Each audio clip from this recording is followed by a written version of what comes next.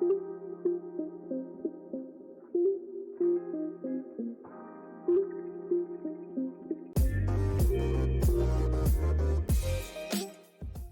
to all the rugby league diehards and welcome to another episode of Six to Go.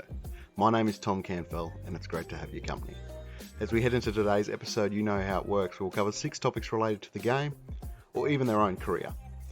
My guest this week is Peter Badel. With so much going on in the game, there's not many better to go to than Pete. And after the Broncos' heavy defeat last night, which puts their top 8 hopes in real jeopardy, I decided to get him on to discuss the implications of the results of the season. Hope you enjoy our chat. Here's Peter Badel. I'm joined by Peter Badel as the next guest of the 60 podcast. Pete, how are you, mate? Hello, Tom. How are you? Really good, really good. I'd like to get, I'll rephrase that. I will get things kick-started on a bit of a somber note. I'm not sure whether or not I'd like to or not, and that is Paul Green.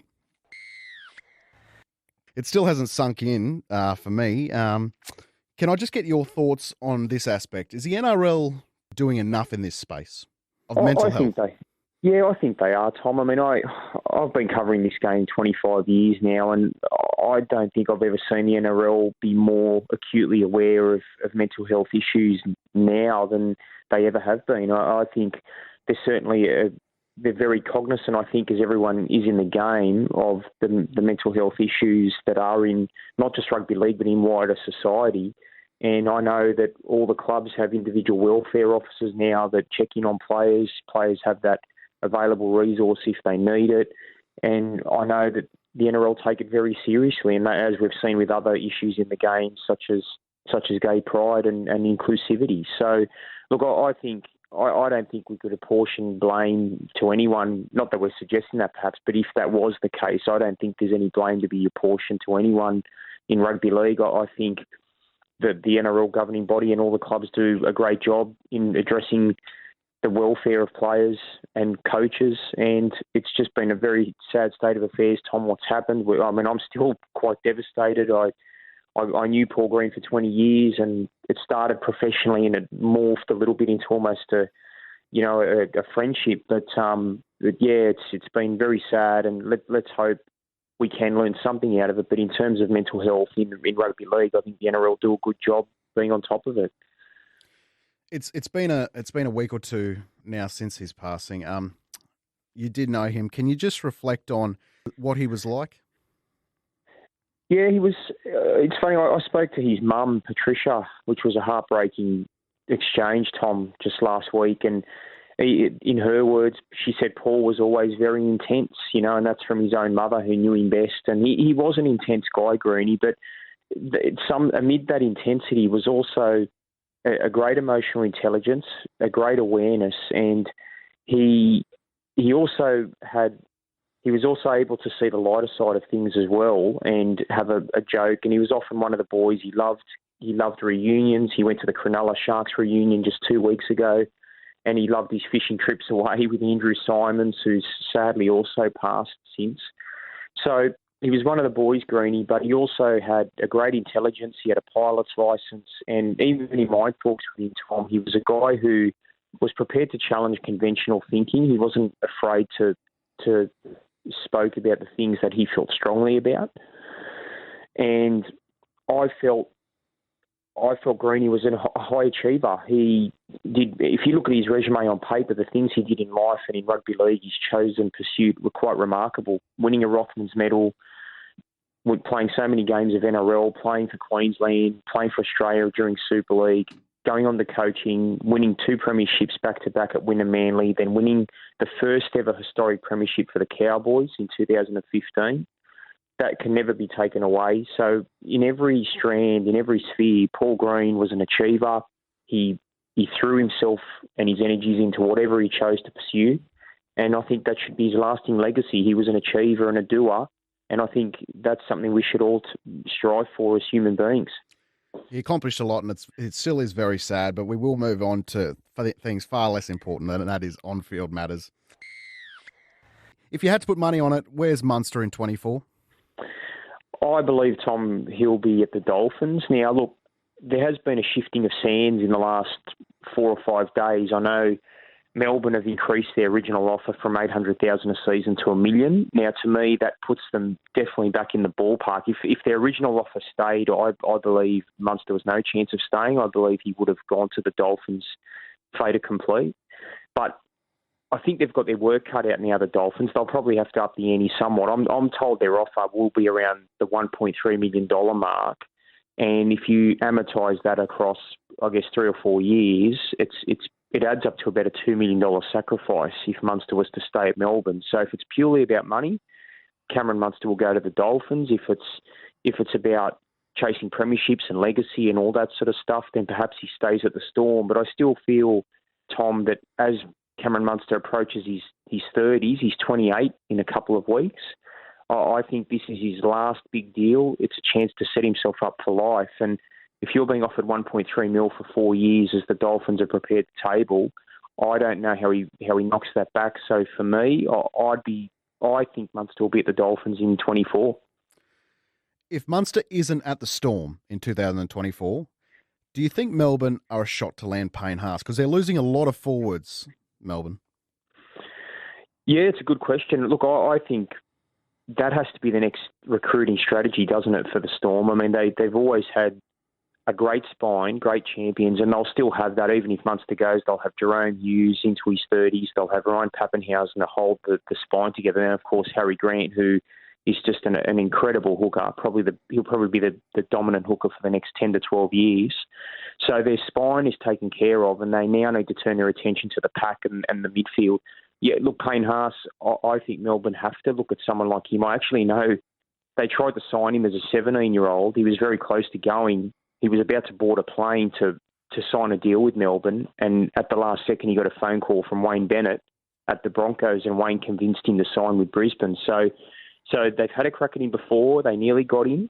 And if you're looking at potential replacements to spearhead a new revolution or a renaissance with Jesse Bromwich and his brother moving on, I think Payne Haas is the prototype prop that I think he'd flourish in a Storm system who love players that love doing the 1%ers right, have attention to detail. Payne Haas has that. So the Storm would be crazy not to look at him. How's Wayne doing, Pete? Because this Dolphins signing extravaganza isn't playing out as well as I'm sure he would have hoped for. Oh, look, I think Wayne Bennett would be the first to admit, Tom, that it's probably been harder to recruit than he would have imagined. I think there was a bit of a perception or a sentiment that Wayne, being the super coach that he is, could sprinkle the magic dust and play a few tunes and they'd all follow the Pied Piper to Redcliffe. It hasn't worked out that way.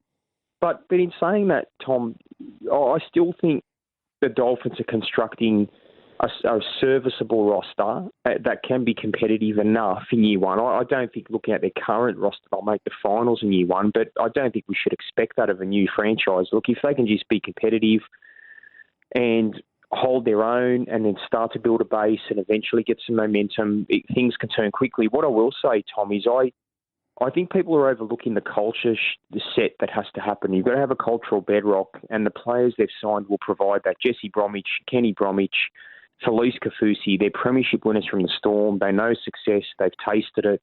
They will be the glue that holds the club together in the early years, and then you can build off a strong base. So I think they deserve credit, the Dolphins, for signing those guys, but they don't probably have the strike backs they need. So next year, I think it's going to be a season of grind rather than glamour for the Dolphins. You were at the press conference last night at the Broncos game. It seemed Kevy looked a bit lost. Is that what you were picking up? Absolutely, Tom. Yeah, he looked a number of things, didn't he? He looked obviously shattered, deflated, despondent, crestfallen. Almost a man for me, which was quite disconcerting, Tom, was looking in search of answers, lost for answers. That's my concern for Kevy. I think he's done a really good job so far rebuilding this Broncos team. They finished 14th last year. He's had them at 4th after 19 rounds. So there's no doubt they've improved as a club under Kevy as a coach. But the litmus test now is, how does Kevin Walters re-energise this Broncos team that has conceded 113 points in 2 games and must now re-energise and reload for a final round showdown against the Dragons at Cogra that could determine their season. I'd hate to see them miss the finals, Tom. I think they deserve to make the 8, despite what's happened the past 2 to 3, 4 weeks. So I think they've been a better team than Canberra over the course of the year. So I'd like to see them finish 8th. I tipped them to finish 8th, so they've got to live up to my tip. But in terms of coaching, I think this is a real pressure test for Kevy. You know, he's got to show that he's got another dimension to his coaching, and he's got to, I guess, now get them out of this crisis. He's done it as a player, but I guess as a coach, it's a different stratosphere, different dimensions, different demands. So let's just see what Kevin Walters can bring. But certainly the heat is on him and the Broncos to turn things around very quickly, or they won't play finals. You're right. About 5 weeks ago, they would have been looking at, you know, we're about 6 weeks out from the finals. How do we cement ourselves in the top 4? Now they're really the underdogs to make the 8 now, Pete, after that crazy big amount of points against them last night. Ben Eichen, at the start of the year, even on this program, he was very outspoken that missing finals was not an option. If they do miss the finals, do you think Kevy's safe? I would hope so, Tom. I would like him to be safe. But as we know in this game, things change quickly. Coaching's a results-driven business. And a guy that can be seen as a super coach 1 minute can be out the door the next. So, look, I would keep Kevy for the pre-season, but I guess I would say if they miss the finals this year, that would be 14th and 9th, for example, on Kevy's resume. I'd have to say to Kevy in pre-season, well, Kev, this is it now. He's off contract at the end of 23, Tom. Yep. So he goes into 23 off contract. And I would say to Kevy, we need a finals appearance this year, and if we don't get it, we're going to have to look elsewhere. And I think Kevy, look, he's a pragmatist, Tom. He's a winner as a player. He knows if he doesn't get results, then he would be the first to put his hand up and walk away. So, but look, I think the first 10 rounds next year, Tom, will be fascinating for the Broncos. They need a massive preseason, as the Cowboys have showed this year. I think they can be a template for Brisbane. They basically turned the club upside down. Todd Payton, the Cowboys coach, said we're going to get tougher. We need a mentally sharper squad. They went through a military camp, and it's borne out in their results this season. They're not cracking under pressure, and I think Brisbane are cracking under pressure at the moment. And Kevy needs to get a little bit more mental resolve in the club. And if they can start well next season, that could be a springboard for sustained success. But right now, I'm not convinced Brisbane are close to the premiership they want. I don't think that's going to happen anytime soon. You're one of the authors of The Rich List. Was there a big takeaway that you had after doing that? Yeah, the takeaway is become an NRL player. You can be overpaid for being average at what you do. I shouldn't be disrespectful. There's some amazing athletes in the NRL, but I must say, Tom, some of the deals, I just scratched my head. Yeah. I mean, for me, the worst deal in the NRL is Luke Brooks on $960,000. I mean, Luke Brooks is so in need of change. I mean, he's got some ability, Luke, but I just think he needs a change of club to just refreshing him, refreshing the Tigers. So it could benefit both parties. But yeah, the one takeaway from the Rich List, Tom, was I think some of the spending of the clubs. I mean, they've all got the same salary cap. But for example, the Dragons had the most number of players in the Rich 100, yet they haven't made the finals for a few years. So it's fascinating when you look at the spend of clubs and how they spend their money, and often how they overspend their money on players who aren't delivering. I mean, Tavita Pangai Jr. is on $925,000 at number 12. So it is a risky business. It can be a dicey thing, rolling the dice on a David Fafita, for example, who's on one mil at the Titans and just hasn't stepped up to that mark. So the other takeaway, Tom, I found, which was interesting, that of the 100 list, only 6 players were fullbacks. Now, fullback's seen as a bit of a money position in the game because it's part of the spine. But ironically, most fullbacks don't earn big coin. I mean, Dylan Edwards, Penrith's great custodian, he's not in the top 100. So that surprised me. So while James Tedesco and Tom Trebojevic earn big money as fullbacks, by and large, it's not a guarantee that it's a pot of gold if you wear the number 1 jumper. I think Moses Mbai would like a word when discussing the worst contracts in the game. I think he'll say, "Hold my beer." How long does it take to complete a story like that? When did you start that?